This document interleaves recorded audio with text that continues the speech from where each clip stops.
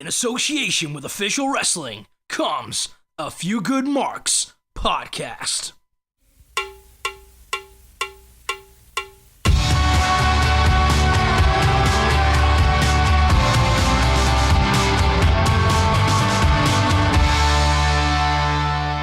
Hello, ladies and gentlemen, and welcome to this special podcast brought to you by A Few Good Marks. I am your host, Kieran, and I'm joined by our resident New Japan buffy, Candy. Hello. Joins me live on the line from Coventry, so we do apologise if there's a bit of a delay. Or an echo. Or an echo. That's going to be fun to edit out if I do try and edit it out. But so we've both just finished watching Wrestle Kingdom live from the Tokyo Dome. What did you make of it overall? Overall, I thought it was a pretty good show. Yeah. Yeah. What were you thinking about? How did you think, like, in the build up? Even what were you expecting going into this? Pretty much exactly what we got.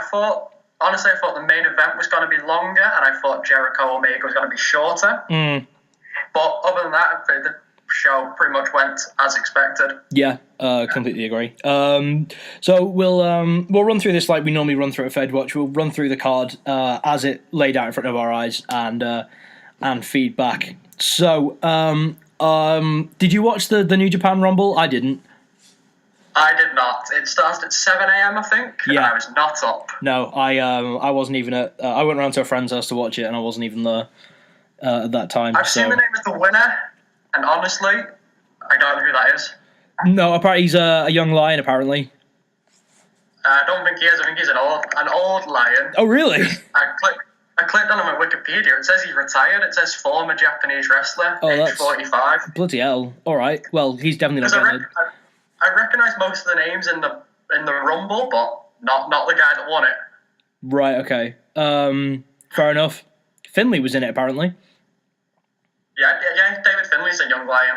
Oh, David. Oh, is it his son then? Not Fit Finley. Not Fit Finley. His son. Okay, fair enough. But our opening match was for the IWGP Junior Heavyweight Tag Team Championships. It was Sho and Yo against Matt and Nick Jackson, the Young Bucks. What did you think? I was expecting a bigger spot fest, to be honest. Yeah. You know, when Croft is always on about how he hates the Young Bucks. Yeah, absolutely. You know, this honestly, I think this was. Spots. Yeah, I think this was all high spots and nothing else. This wasn't that. No, it wasn't. This was. I think this is the first Young Bucks match I think I've watched all the way through, from start to finish. So I mean, I've never really thought much of them. I knew they were pretty good, but I didn't want to judge basically before I'd seen. You know what really impressed me? It wasn't that much of a spot fest. The storytelling was pretty clear. Absolutely. Fueling back injuries. Yeah, which I thought was a really good narrative to go down.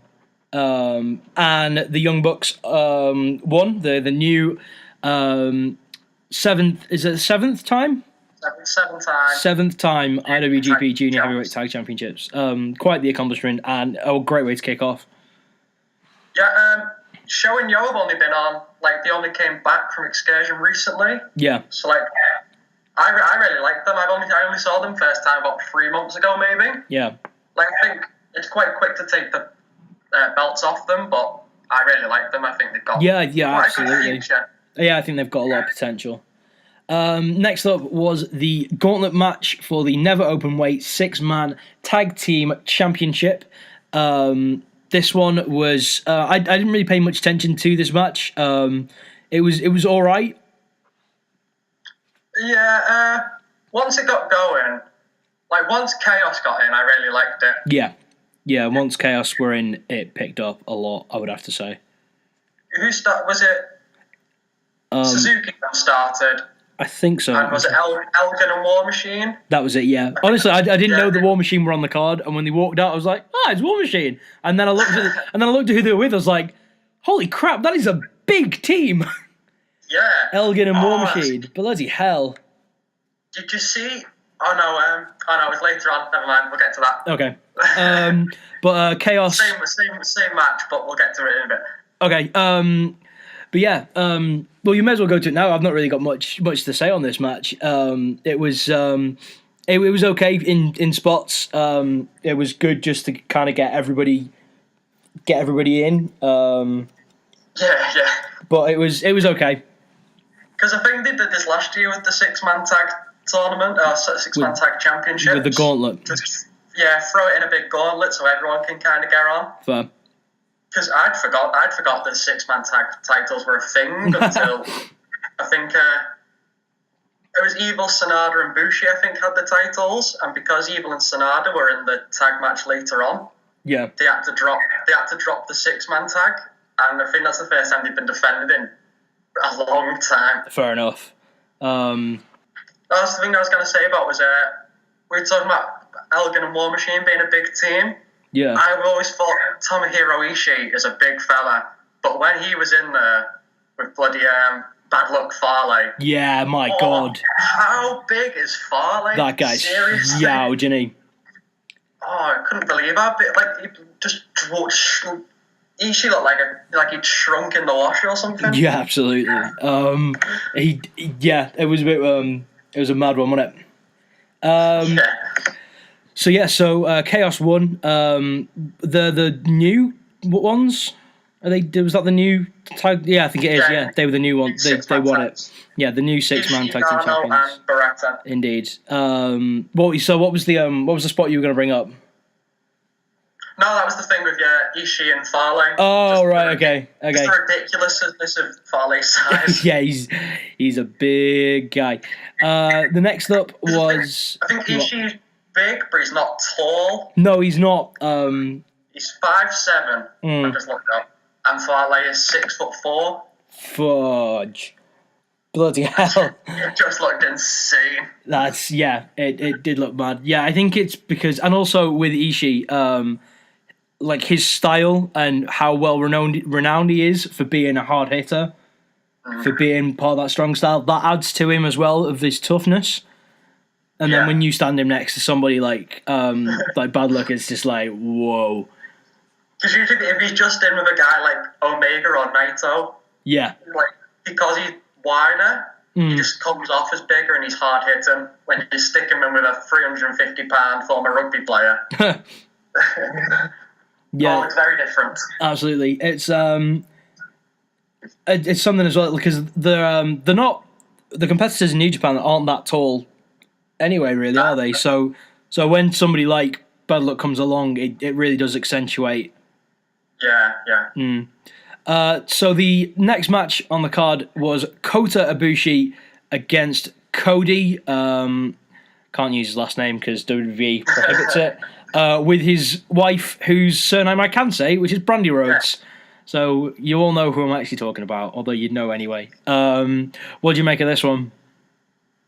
I thought it was okay. I think I had one really good spot with the crossroads to the floor. Oh my God, yes. Because I think a few weeks ago, I think it was Power Struggle, or I don't think it might have been one of the road to the Tokyo Dome shows.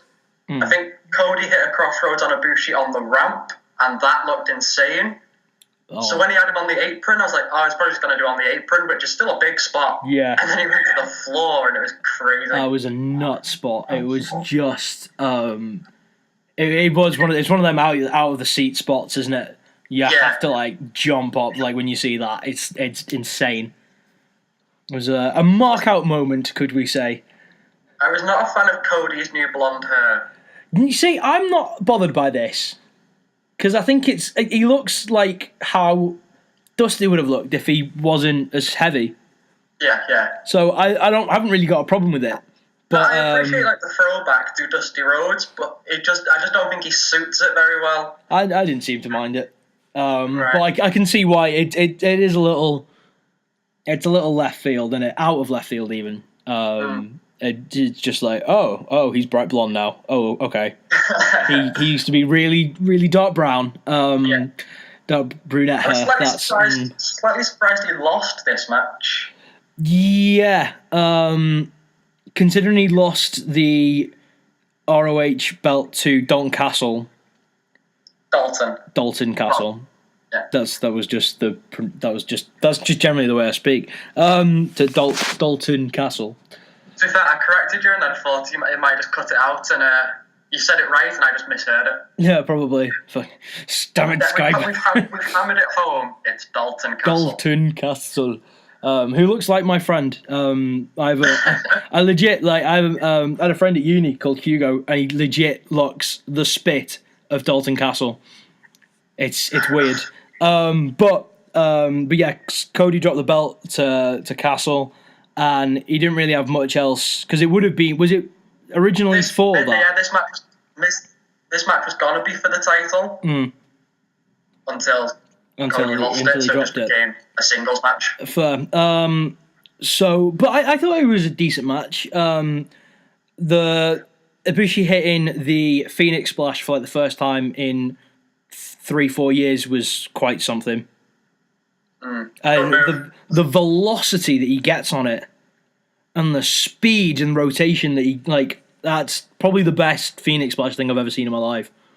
He's such a good athlete. Like, all his moves look so crisp. Like, I don't think I've ever seen anyone do a standing moonsault better.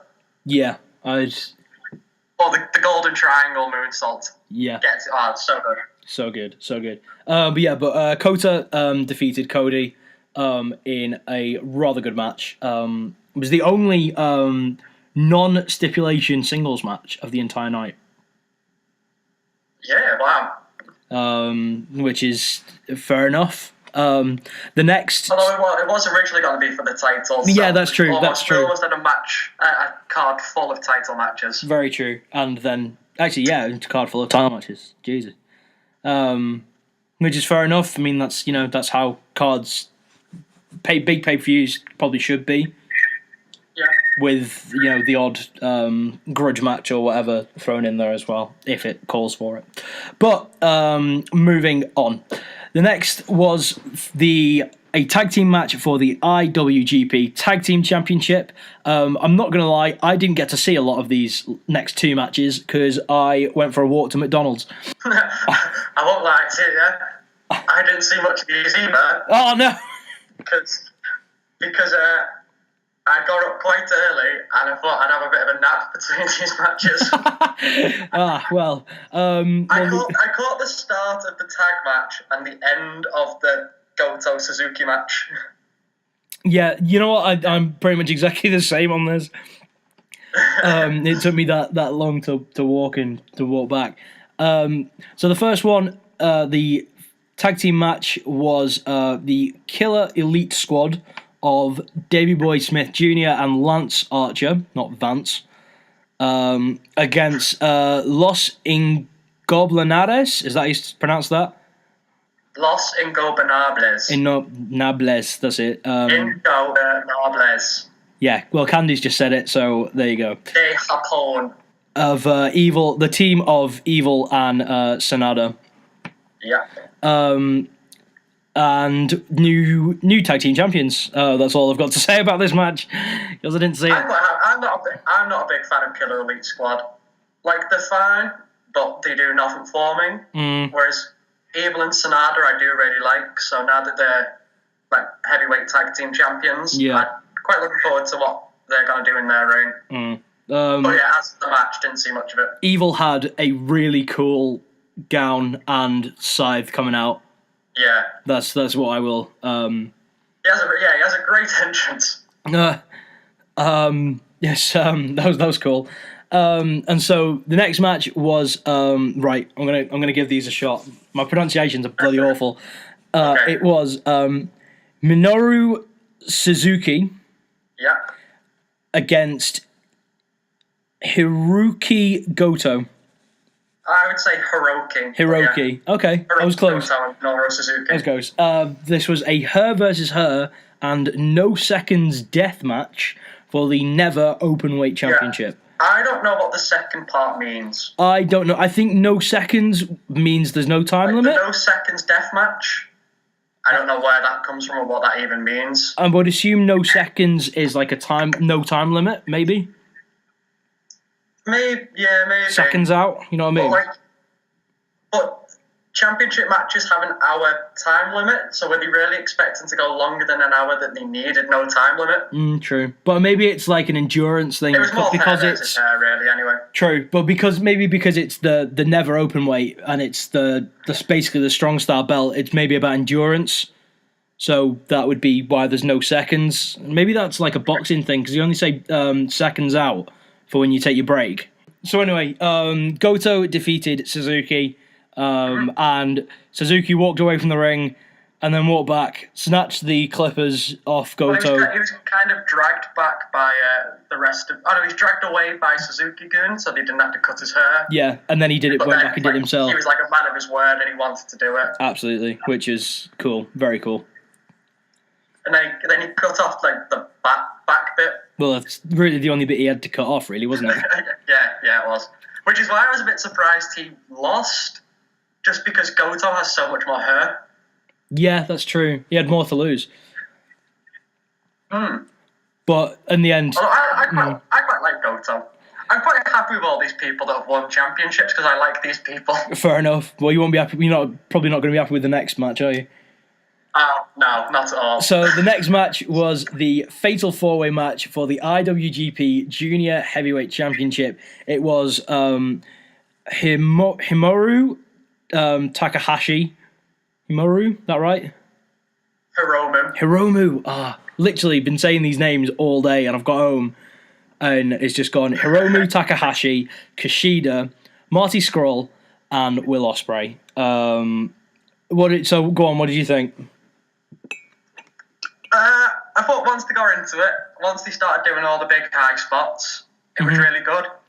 Yeah. There was one bit I do like, when like Will Ospreay goes for his Oz cutter. Yeah. Or Skrull goes for the chicken wing. Yeah. And they just shout the name of the move. Yeah. I was starting to think that's just how they call matches now. It's like they've decided they're going to hit that move, and whoever stood up, they just shout it so the person knows.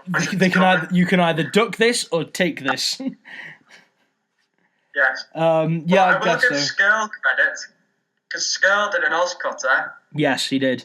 And it's probably better than any Oz cutter I've seen on Will Ospreay. It was really good. It was a good Oz cutter. I'll give you that. I was watching this with a friend, and he pointed out halfway through that Hiromu did absolutely nothing in this match. Yeah, he did his outside, like over the rope. Yeah, he did them. But apart from that, and other than that, I can't remember much what he did. He got took out early on. I say early on. He got took out midway through by being taped to the guardrail. Oh yeah. But yeah, apart from that, he just didn't get anything in. Most of the heat was on Kushida. But your new IWGP Junior Heavyweight Champion for his second reign is Will Ospreay, which I'm not sure. We were saying we're not really sure why they took it off him in the first place, but maybe it was the whole thing that he can't beat. Can't beat Marty, something like that. Or he's never beaten Marty for a belt or something like that. Yeah, I think that's the thing. Ospreay's never beaten Skrull or something. Yeah, so it's a 4-way. Yeah, and then he pinned Kushida for the win, didn't he? I believe. Yeah. Kushida, for his entrance, had the glasses from Back to the Future Part 2. Yes, he did. I thought was excellent. Absolutely. He came out in a DeLorean last year, but these glasses were so much better. Yeah. His jacket he was wearing as well was quite like on his entrance was quite. I feel like I've seen that in one of the films as well. Probably like the second one. He usually. I think it was the second one because he usually just comes out in the Marty McFly not leather. What's it called? Denim. Yeah. Denim jacket with the orange life preserve. Yeah, excellent film reference. Dog thinks he's gonna drown. His pants were really confusing as well because I think they were. It was a mixture between the colour of the self-tying laces and the pattern off the hoverboard. Yeah, because usually there's like white ones with the hoverboard stuff on. To me, these ones just looked a bit grey. Yeah. With not much going on. So I think, but I was I've literally only just remembered that because I think I was watching the match all the way through. It's like, I've seen that grey somewhere before. That's definitely in one of the movies, and I'm pretty sure it's from that.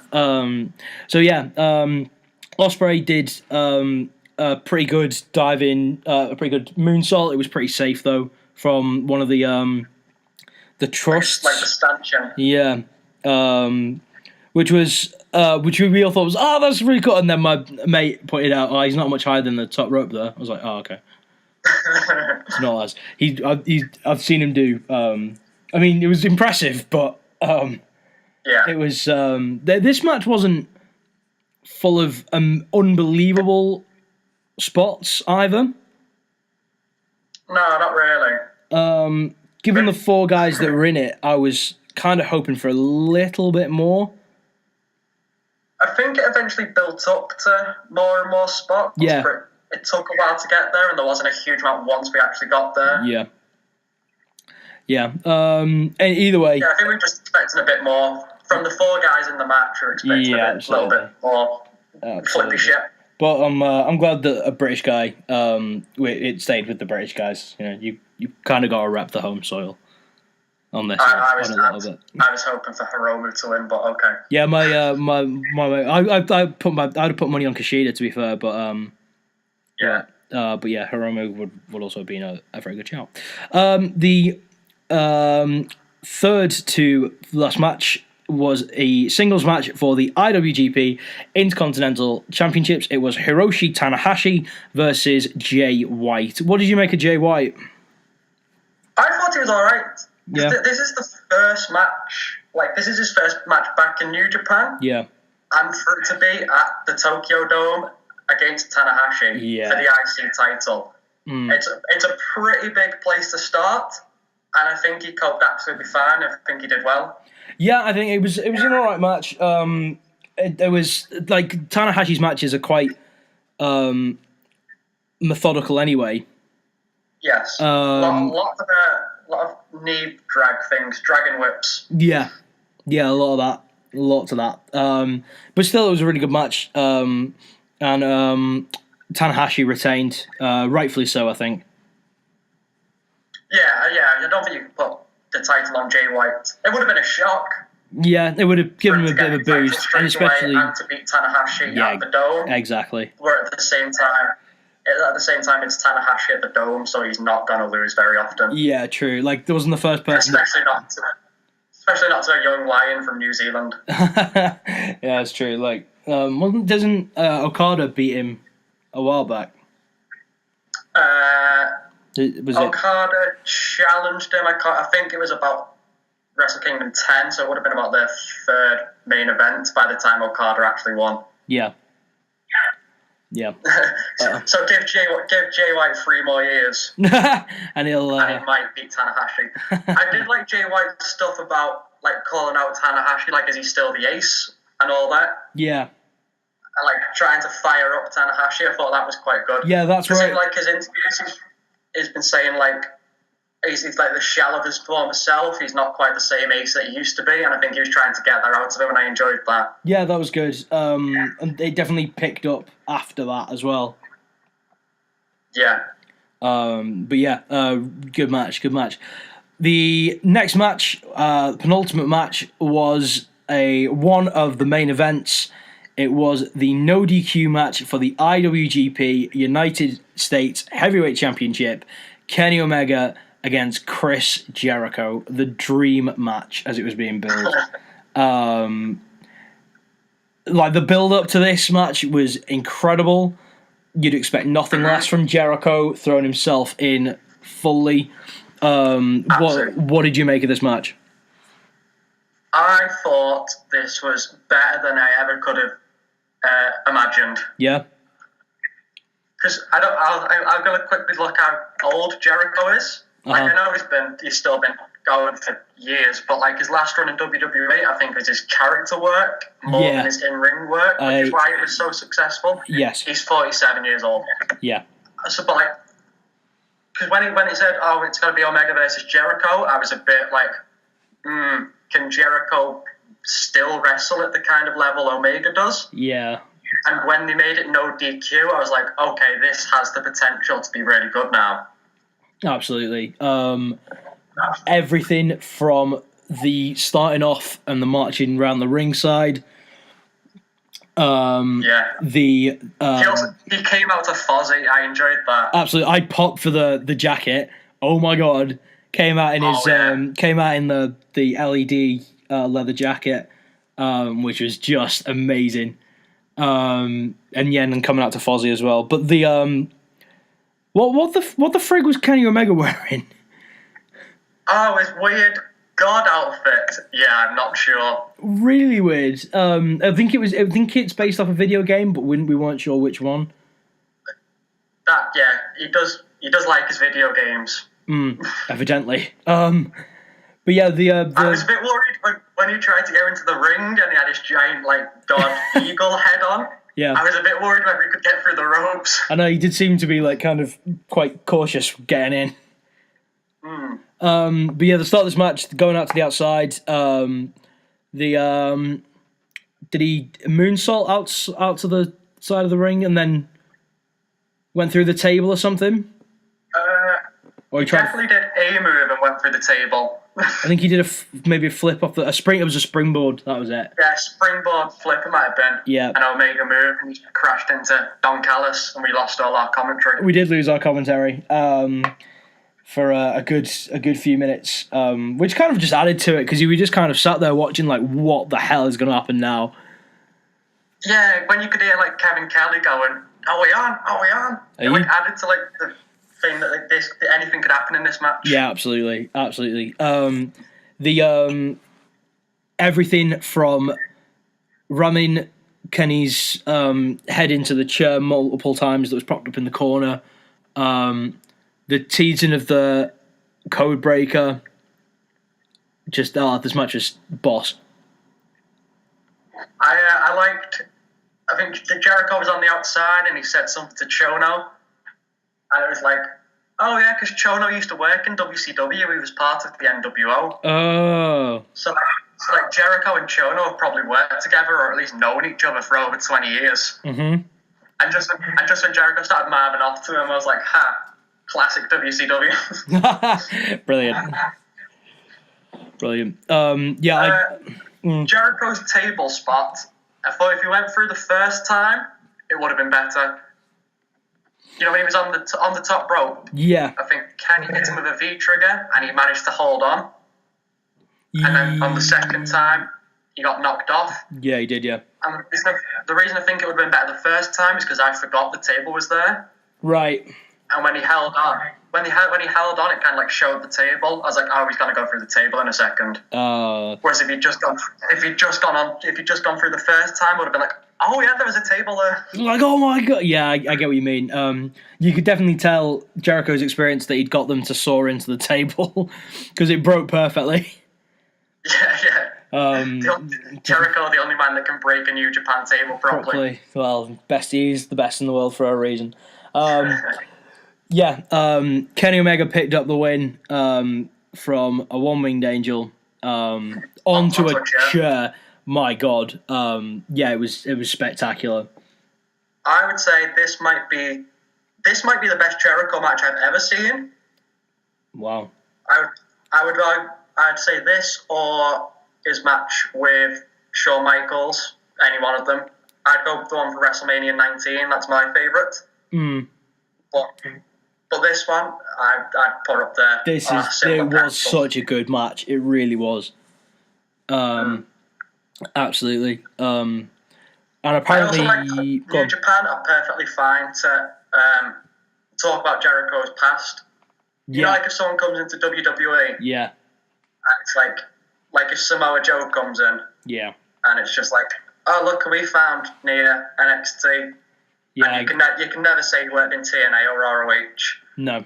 Whereas they were like, oh, here's Chris Jericho. He wants to be The Rock and Steve Austin. Yeah, absolutely. It was the first ever undisputed champion. It's like, have you just plugged somebody else's belt? That's incredible. Yeah, but I just thought it was so much better because it added to the mystique of Chris Jericho. Yeah, it just made him feel so much bigger, like such more of a star, and deservedly so as well. And I especially like seeing his stuff, like when they showed the video of his work from Japan, like 20 odd years ago, as like Lionheart Chris Jericho. That was that was really cool. It all just builds up the match. I thought it was brilliantly done, and the match really delivered. Yeah, it was a fantastic match. Our main event for tonight was for the IWGP Heavyweight Championship. It was Tetsuya Naito against Kazuchika Okada, and I got both of those names right. So your Kazuchika Okada was pretty good. Thank you. I've been saying it. I'm not going to lie. I've been practicing saying that one in the mirror quite a few times. Since one of our last podcasts, and you just ripped me for it. So thought I'd best get it right. If I'm actually reviewing one of his matches, I should probably get his fucking name right. Yeah. I don't even think you tried it last time. No, I didn't. I just let you. Actually, that was it. It was on the Marquis podcast, wasn't it? It was, yeah. And I just, you can just say his name. I can't be bothered. Yeah, so Kazuchika Okada. The build up to this was brilliant. The story going into it was fantastic, and it seemed inevitable. Would you say that Naito was going to win? Yep. Pretty much, yeah. Just everyone's. I had to nip out before this. Between the Omega and Jericho match and this match, and I was walking back home, and I was like, I've got plenty of good reasons why Naito should win. Yeah. And I've got one reason that Okada should win, and that's because I like Okada more. Well, you got your wish, son. It's like from every business sense, Naito should win, and then he didn't. Yeah. And I was just a bit shocked. I think it was a big swerve because I think everyone was just expecting it, but you can't deny the best wrestler going. No, I suppose not. You can't. The match itself was really good. It took a little bit getting out of the gates. Both guys hit their hit signature stuff that they do early on in matches. Naito's when he does a forward roll and lies down, puts his arm in the air. That spot is sick. That's so good. And then it just built up, and there was dives to the outside. There was high risk stuff. What did you make of the match on a whole? I thought it was a good match. I've seen better Okada matches. Yeah. So. Because I think when they were going into the match, and Kevin Kelly was like, "Oh, you can put your bet on." Yeah, this was 6 stars. Yeah, 5-star match. Come on, that's so much pressure to put on two guys. Yeah, they probably put on the best match they could, and when it's built up so much, I think it's. But I think that's what people just come to expect from Okada now because he's that good. Yeah. And, he's put on 5-star after 5-star last year. People have just come to expect that from him. And same with Naito. Naito had a few 5-star matches last year. Exactly. So, and not, of course, not forgetting the 6 stars and 6 and a quarter-star matches. Yeah. So it must be difficult knowing that you've got that expectation. And I mean, this match is easily a 4.5 at best, at least. It's because the reason I said I thought it would go longer is because it started off slow. Yeah. And I thought this is going to go 40, 45 minutes maybe, just from the pace they were going. And then it slowly started to pick up, and I thought, this could still go long. And then when it finished, I was like, oh, okay. Yeah. Do you want to know an interesting fact that I've just found out through looking at Wikipedia? Sure. The Omega Jericho match was longer by exactly 10 seconds. So, I mean, make of that what you will. But yeah, that was both were 34 minutes long, with Okada and Naito finishing 26 seconds, and Omega Jericho was 36 seconds. So There you go. Pretty standard for double main event. Yeah. I think maybe if Okada Naito was the only main event, it would have gone longer. Maybe, yeah. But because it was shared, you've got to kind of split. Like, that's an hour and a yeah, because usually they do... hour and 10 minutes between two matches, really, isn't it? Yeah, because usually they do the main event and the semi-main, but because this was billed as a double main, maybe that's why they gave them the same amount of time. Yeah. So, but yeah, there was one spot that Naito did out of the corner, and it was like a hurricanrana into a pile driver. Like his reverse. Oh, it was unbelievable. I don't think I've ever seen it before in my life. And I can more than guarantee that I'm going to see it about 50 times on every bloody wrestling show up and down the country and across the world on the indies now, because that move was incredible. I liked it, even though we missed it, I liked the Stardust press. Yeah, that was cool. Because, like, Naito doesn't seem the kind of guy that could do a move like that. Just from, like, his style. And then he goes up to the top rope and does a load of flips and twists and... Yeah, absolutely. So it's... yeah, that's... but Okada retained, which we said... but the reign of Okada continues. How many is he on now? Go on, Boffin. Just about to check. I think it's about 540 if I have to go off the top of my head. Right. I'm going to Google it. We were saying, though, we weren't a big fan of his gear. No! What the bloody hell? He was wearing curtains.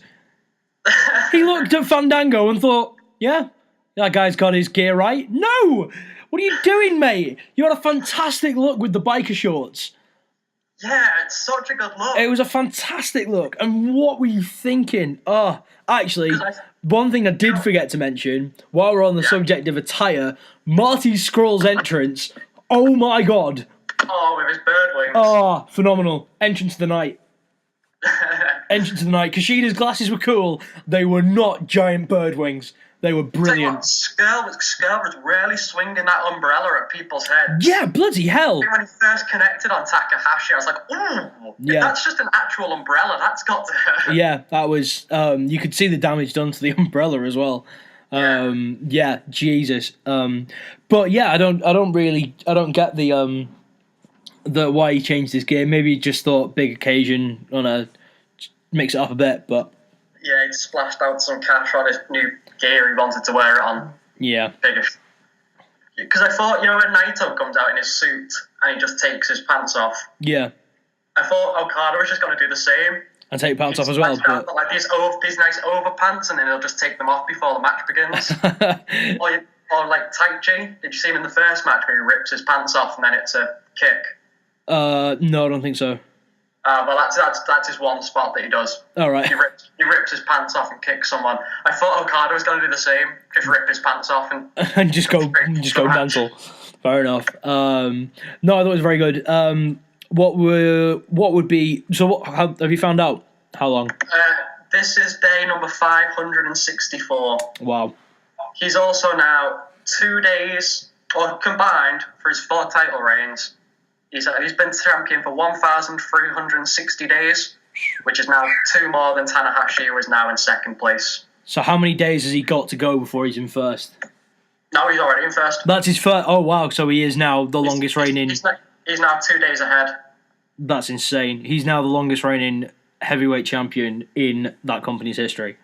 Combined. Correct. That's an insane achievement to have at 29 years of age. Mental. Insane. Right. On that note, what was your favourite? The craziest thing is... Go on. He used to work for TNA. And TNA used to job him out every week on Explosion. Oh, fucking TNA. They always manage to get somehow into these podcasts. We even did a podcast on TNA to say goodbye to the fucking thing, and it still comes back. Yeah. What is going on with that company? Just die. The thing I don't understand with Okada winning, as glad I am that he did. Aye. Where do we go from here? Yeah, this is what... So, who do you think... I'll say this to begin with. We were discussing this as it finished. and we were expecting Ibushi to come out and challenge him. Yeah. Which is the only one that really makes sense. Yeah, I'm kind of looking through the list of people who didn't win a championship on Wrestle Kingdom, and the only person who could maybe step straight into the main event role would be Suzuki, or Chris Jericho if he sticks around for a bit. Yeah, I thought that as well. But then he's just lost to Kenny Omega. But then maybe that doesn't matter. Unless because they have the New Year's Dash tomorrow. Yeah. And then they'll have New Beginning in about a month. Yeah. And usually somebody makes a big appearance at those kind of shows. Okay. So maybe someone turns up who isn't already in New Japan, but that's only a possibility. Not saying that's guaranteed to happen. Yeah. So I don't really know what's next for Okada. Where does he go from here? Just continues being the Don of New Japan. What was your match of the night? I would have to go with Omega Jericho. I would have to agree. Close second. I say close second. In second would be the Junior Heavyweight Tag Team Championship. With the Bucks. I really enjoyed that match. Yeah, that was a good match. Really enjoyed that match. Not taking anything away from Okada Naito. Maybe it's just because it was the first match and I was just, ready to get into it. But I think that was... You hadn't sat through 5 hours of wrestling at that point. Yeah, I think if I was to go back maybe tonight after a bit of a break and just watch Okada Naito, it would be a lot better. Yeah, maybe. But you know what was really cool was waking up to watch it at 8 a.m. It's actually really cool to be able to review a show at what is currently 20 to 4 in the afternoon and not 10 o'clock in the fucking morning. Yeah, with a very bad hangover. 3 hours sleep. Exactly. It's so weirder and so much nicer than having to wait up for the WWE shows. Yeah. So much nicer. Thank you, time zones. Yeah, absolutely. Praise the Lord or praise whoever invented the concept of of time zones. He was an English guy, wasn't he? I should probably know that. Someone in London, somewhere in Greenwich. Yeah, it's Greenwich Mean Time, isn't it? So. Yep. Well, thank you, sir, for that. But anyway. But yeah, I'm glad this actually worked. Yeah, absolutely. That was we were in doubts whether the stream would cut out or whatever. There's been a bit of a delay here and there, which I'll maybe dance around it. Maybe I won't. I'll just leave everything in like I normally do. Probably. Or just forget to edit it and then just send it out. That's like forget with air quotes. As in can't be asked. Anyway. So yeah, but we will. This probably. So this is a special, so I have no idea when this is going out. But be sure to keep an eye out on YouTube every Friday for regular A Few Good Marks episodes. I have a all new Marking Out episode with the Infinite Promotions owner, Kieran McConnell. We have a very lovely chat about his beginnings, the beginning of Infinite, and also a very interesting conversation about the current state of the British wrestling scene. Your favourite topic. It is, but it's not me doing the talking, so it's all right. But we have some good. There's some good viewpoints crossed over and a lot to think about. So thanks for joining us, Candy. Thanks for joining us from Coventry. Yeah. And downloading Skype just for this occasion. As they say in Japan, sayonara. Sayonara.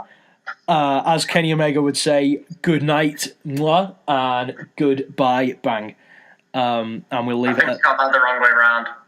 I did, didn't I? Oh, I always get the wrong way around. We'll see you next time. We'll see. Good night. We'll see you next time. See you later, folks. Bye.